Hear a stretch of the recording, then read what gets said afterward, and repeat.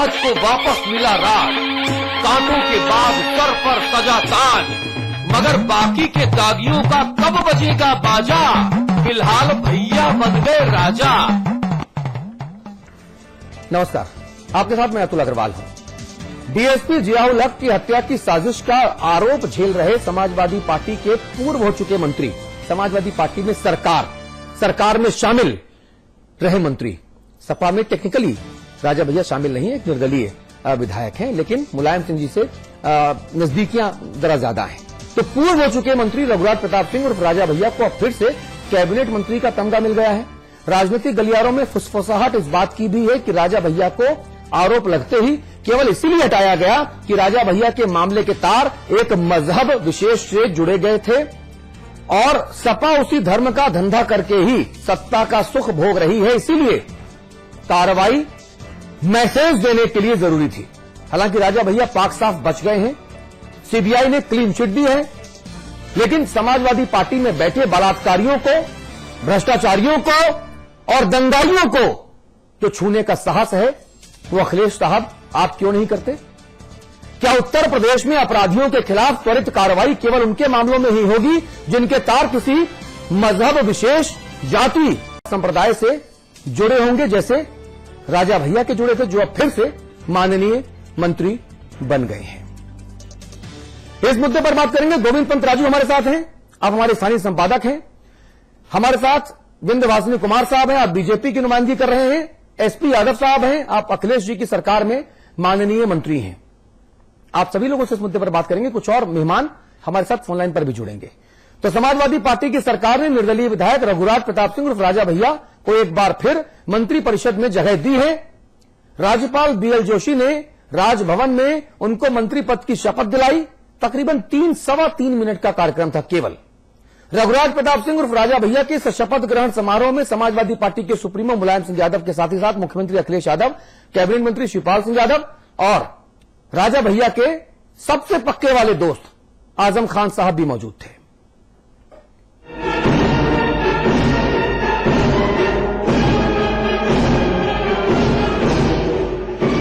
उस समय मुसलमानों का दबाव था, मर्ज कहीं और है और उसकी दवा कहीं और कर रही है। राजा भैया ने तो उसी समय कहा था वो निर्दोष है। मैं उत्तर प्रदेश राज्य के मंत्री के रूप में अपने कर्तव्यों का श्रद्धापूर्वक और शुद्ध अंतःकरण से निर्वहन करूंगा।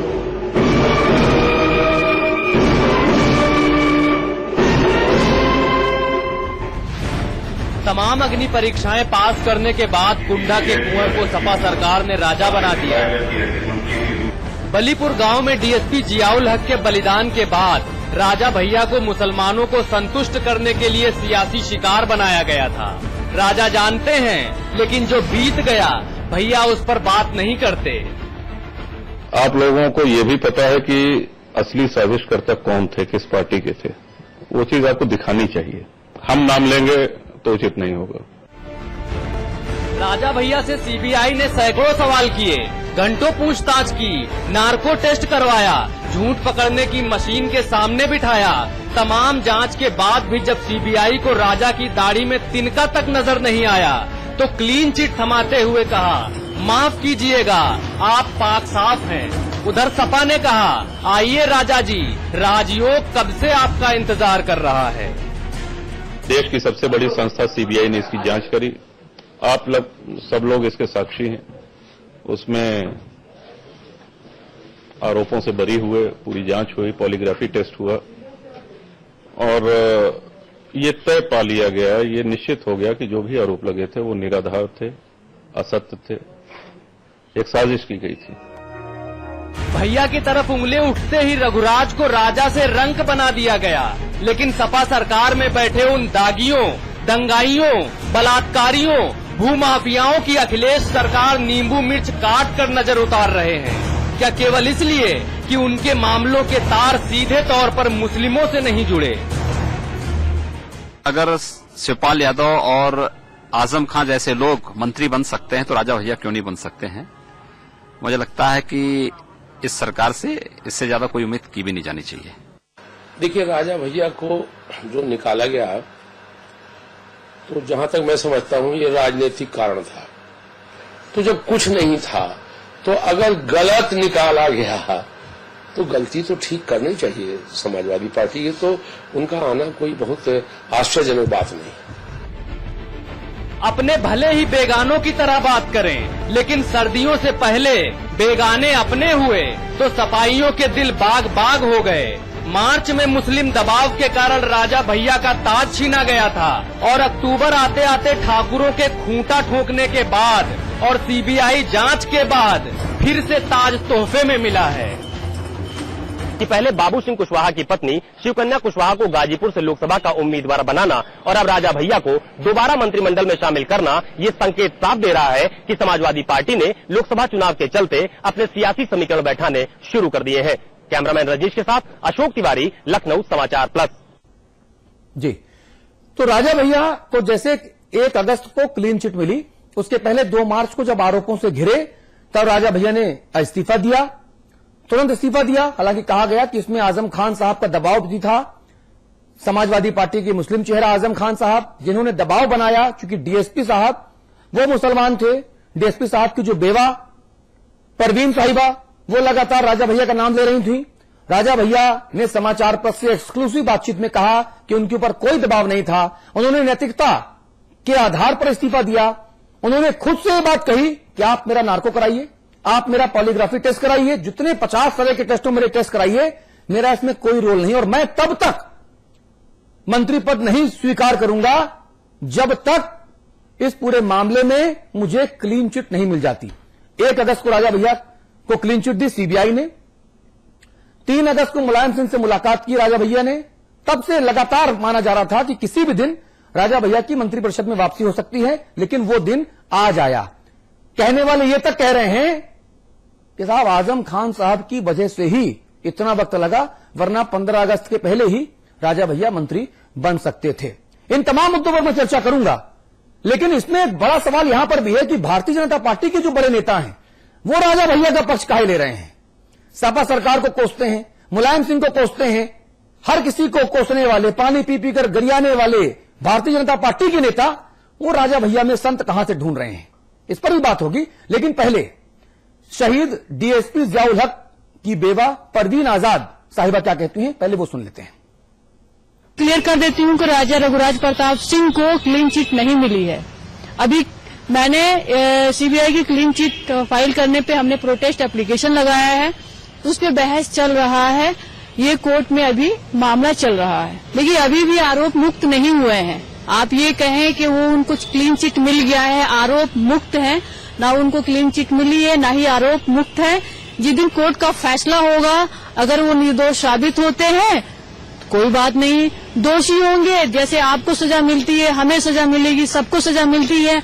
वो कहीं वो आसमान से उतर के आए नहीं है, चाहे वो राजा हो, चाहे रंग हो, प्रजा हो, राजा हो। और राजा, जहां तक राजा हमारे यहाँ सिर्फ एक है, वो हमारे माननीय मुख्यमंत्री जी हैं, वो राजा है, हम प्रजा है। और नहीं बनाना चाहिए, बनाना चाहिए भाई। उनको मंत्री बनाना एक मुख्यमंत्री के हाथ में होता है, ये मेरे हाथ में नहीं है, आपके हाथ में नहीं है, हमारे माननीय मुख्यमंत्री जी का। वो बाशऊर हैं, अक्लमंद हैं, बुद्धिजीवी हैं, वो खुद समझते हैं वो क्या कर रहे हैं, उनके हाथ में है। चाहे तो वो क्रिमिनल को बनाए और चाहे तो साधु संत को बनाए, उनके हाथ में वो जो कर सकते हैं। जी, चाहे क्रिमिनल को बनाए या संत को बनाए, ये तंज है। एसपी यादव साहब, राजा भैया की वापसी में वक्त इतना क्यों लगा, देर आए दुरुस्त आए। जब 1 अगस्त को सीबीआई ने अपनी जो क्लोजर रिपोर्ट दाखिल की थी, उसमें राजा भैया को क्लीन चिट दी थी, तमाम तरह के टेस्ट कराने के बावजूद इतना वक्त क्यों लगा?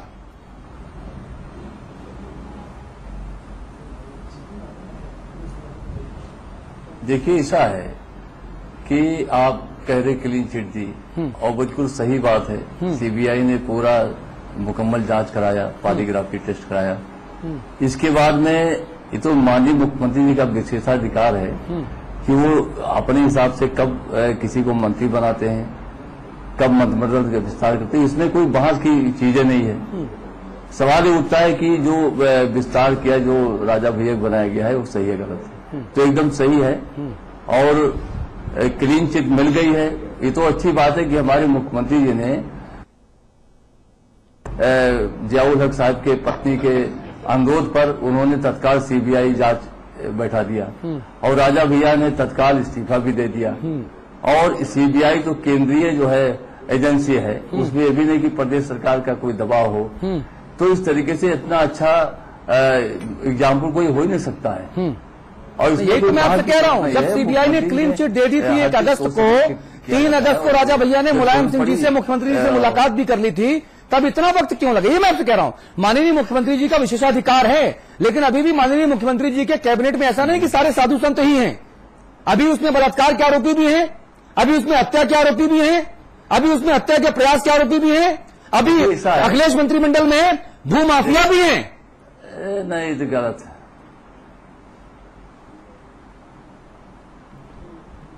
देखिए, ये आरोप गलत है। ये तो मनोज कुमार पारस कौन है? जुडिस होकर बात कर रहे हैं ना, मनोज कुमार पारस कौन है? माफिया कौन नहीं है, आप उसका प्रूफ दीजिए। ये तो गलत है। मैं तो ना बता रहा हूं माननीय मंत्री जी, प्रूफ कर दीजिए। ताजेरा के हिंद दफा 376 कायम है, गैर जमानती वारंट कायम है मनोज कुमार पारस के ऊपर। कोई नहीं है।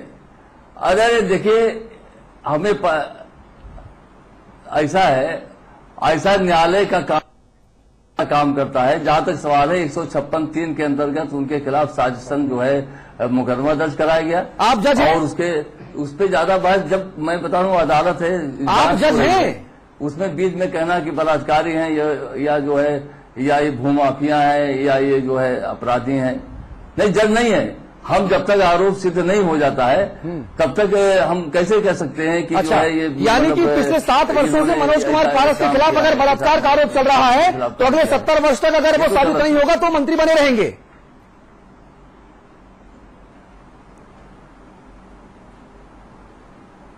देखिए, 7 वर्ष से चल रहा है, लेकिन वही तो मैं बता रहा हूं, अगर वो मामला सही होता, आरोप सही होते तो उनको सजा मिल जाती। तो फिर राजा भैया के इस्तीफा क्यों दिया था? हमने ना, राजा भैया के ऊपर भी आरोप लगे थे ना, तो आपने राजा भैया का इस्तीफा काहे ले लिया था फिर? जी नहीं, इस्तीफा नहीं, जांच कराया गया और सही पाया गया कि जांच एकदम में निर्दोष साबित। तो यही काम तो मनोज कुमार पारस के साथ भी होना चाहिए कि आप उनका इस्तीफा लीजिए, जांच कराइए, निर्दोष साबित हो तो आप दोबारा मंत्री बना दीजिएगा। किसी के यही बात तो आजम खान साहब के ऊपर लागू होती है। बड़े बड़े स्टिंग ऑपरेशन हुए, बड़े बड़े चैनलों में दिखाया, आजम खान साहब के ऊपर एसडीएम से लेके एक सिपाही तक उन्होंने नाम लेकर आजम खान साहब का कहा कि साहब इन्होंने फोन करवाया था। उनको क्यों नहीं उठा रहे आप लोग? सबसे बुरे राजा भैया और बाकी सब साधु संत। ये तो कट एंड पेस्ट जो है तो बहुत, देखिए ये स्टिंग ऑपरेशन जो है कट एंड पेस्ट, उसकी जांच चल रही है, उसमें हम क्या बताएं? जांच चल रही, जांच में क्लियर हो जाएगा कि कौन क्या कहा। जांच की रिपोर्ट जब तक नहीं आती है। विंध्यवासिनी कुमार साहब, ये विंध्यवासिनी कुमार साहब, ये समाजवादी पार्टी की सरकार में इतना कंफ्यूजन क्यों है? आजम खान साहब के सामने हर कोई नतमस्तक, लेकिन राजा भैया को आप हटा देते हो। देखो, समाजवादी पार्टी अपराधियों की चैंपियन पार्टी है। अच्छा, आज लोकनाथ जयप्रकाश नारायण का जन्मदिन है। हाँ। पिछले दिनों राजनीति का अपराधीकरण, अपराधियों का राजनीतिकरण समाज में बढ़ा है। ये बड़ा दुख का विषय, बड़ी चिंता का विषय पूरे लोकतंत्र के लिए। मैं आपसे कहता हूँ, राजा भैया का इस्तीफा तो आजम खान के दबाव में हुआ था। आजम खान स्वयं ही मुजफ्फरनगर कांड में दोषी पाए गए हैं। दोषी पाए इस माने में उन्होंने प्रोत्साहन दिया तमाम लोगों को। मेरा आपसे ये कहना है, आपकी राय है वो दोषी कहीं नहीं पाए गए, उनके ऊपर आरोप लगाए हैं, तो कृपया जानकारी बढ़ाएं आप। आजम खान साहब दोषी नहीं पाए गए हैं। नहीं, उनके तो आरोप लोगों ने लगाया। हाँ, उन्होंने तमाम लोगों को प्रोत्साहन दिया है, छुड़ाया है। हाँ, मेरा ये कहना है कि समाजवादी पार्टी तो अपराधियों को प्रोत्साहन देने वाली ही पार्टी है। अच्छा, गुंडों की पार्टी है और ऐसे लोगों की पार्टी है जो समाज में जगह जगह कब्जा कर रहे हैं, भूमाफिया हैं या बाकी लोग हैं। लेकिन सबसे बड़ी चिंता का विषय आज ये है कि राजनीति का जो अपराधीकरण, अपराधियों का विभिन्न दलों द्वारा जो राजनीतिकरण बढ़ा है, ये बड़ी चिंता का विषय आज लोकतंत्र के लिए। ठीक है गोविंद भाई, एक समाचार पत्र आता है वीकेंड टाइम्स, आपके लखनऊ से ही छपता है। आज मैं अखबार की भेजा, उनके संपादक संजय शर्मा हैं, वो अखबार हमको भेजते हैं। अखबार आज मेरे पास आया, मैं पढ़ रहा था। उसमें शीर्षक से खबर लगी है कि वास्तव में डर गए हैं आजम खान। उसमें आगे तमाम तरह की दलीलें लिखी हैं और ये कहा जा रहा है कि साहब आजम खान साहब का जो आतंक है, जो आजम खान साहब का जो दबाव है, वो लगातार इस कदर बढ़ता जा रहा था माननीय मुख्यमंत्री जी की हैसियत के सामने कि मुख्यमंत्री जी को भी कई दफे संकोचवश अपने औरा को, अपने इकबाल को किनारे दरकिनार कर शांत हो जाना पड़ता था।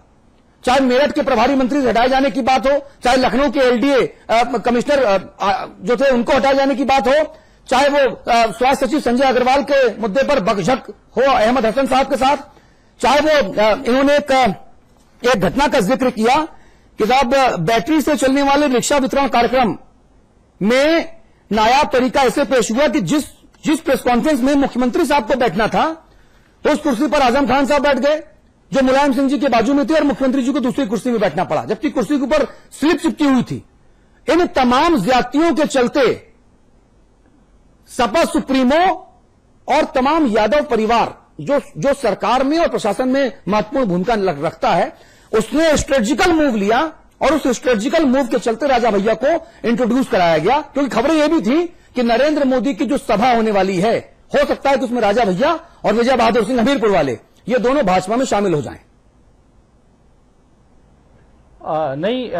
कुछ हद तक ये बात सही है, लेकिन मुझे लगता है कि जो राजा भैया की जो आज ताजपोशी दोबारा हुई है, उसमें जो बड़ी वजह है वो मुजफ्फरनगर कांड है। और मुजफ्फरनगर कांड के बाद जिस तरह की परिस्थितियां बनी है, राजनीतिक परिस्थिति, उनमें समाजवादी पार्टी को इस बात की बड़ी चिंता होने लगी थी कि राजा भैया और उनके साथ जो ठाकुर छत्री विधायक हैं और छत्री राजनीति के महत्वपूर्ण लोग हैं, वो एक साथ बीजेपी के पाले में जा सकते हैं। और